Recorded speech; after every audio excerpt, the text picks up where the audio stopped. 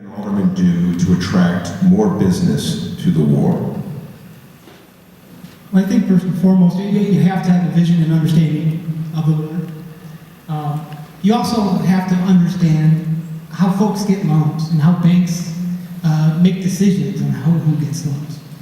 You know, we are coming back from the worst financial recession in the history of the United States, right up there with the Great Depression. And so earlier, I think the Alderman said that 80 new businesses have opened up. You'll find quite a few businesses opening up throughout the city because banks are lending again. I recently moved into the ward, and I certainly don't take credit for any new businesses opening up. I know that when those banks make those decisions, they want to know about, is the ward a stable place to invest? Is it a good risk? Is it a place that people work together? Are there people to attend? Is there good customer relationships? But we need to look at SBA loans and ways to fund entrepreneurs who have great ideas but simply lack the funding to do so. With my expertise, I think we can have that conversation at the board level and help the residents of the ward. Michelle? As many of you here lived here for a number of years, I know my children actually call the area across the street the desert, and we are in desperate need of economic development. And it does fall under a little bit of the Alderman's domain to help attract businesses. And one of the things that I propose is creating an online portal, and that would supply all the information about what options there are and opportunities there are here in the ward that would attract people that are looking to invest. Again, I had mentioned about a business advisory council and having 2 members from each of the council be on that committee so that they can find out and see what they're doing in each of the different chambers. One of the things they've talked about is actually going and finding out where our residents are going outside of the ward and going to those businesses to see if they'd be willing to come here. So we're not losing people going other places and spending their money. We want them to stay here and spend their money. And also, again, having a dedicated staff member to assist the current businesses and recruit new businesses to help them navigate through the system of getting their licenses. And that's what I would do. Thank you. John Garrido. For decades in this ward, businesses come and businesses go.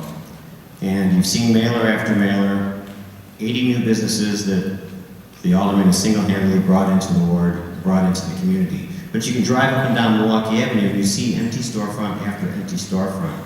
Now, we've asked repeatedly, we'd like to see the list of these 80 businesses, and maybe he has one, maybe he doesn't.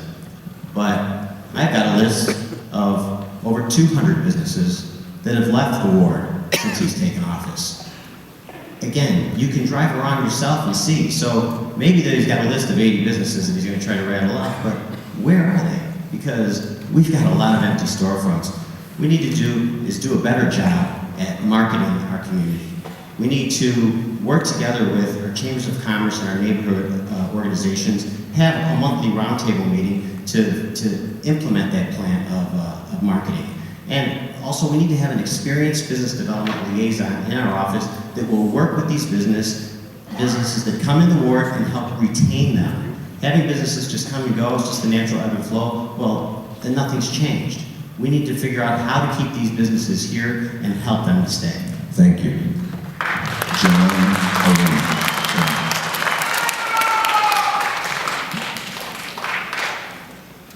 So I think what you do is exactly what I've done. Attract cultural attractions to the area, like the National Veterans Art Museum, Film and Theater. You bring people to an area to help support an area that has lower than surrounding area household incomes and density to help help these businesses survive. The Garage, Brandy's, Ellie's, Leadbelly's, Chase Bank, Mother Cluckers, Ruck Sushi. I could go on. I have a list of over 100 businesses that have come. These businesses are businesses that are here, they're operating. It's undeniable. We can keep our eyes closed for the sake of political rhetoric, but it's clear that what we're doing is working. And what we have to do is continue as a community to promote them and support them and work with business owners. And Anthony Alfano's here, my business development director. I don't want you to take anything John said personally. He doesn't mean it, okay? He's a good guy, okay?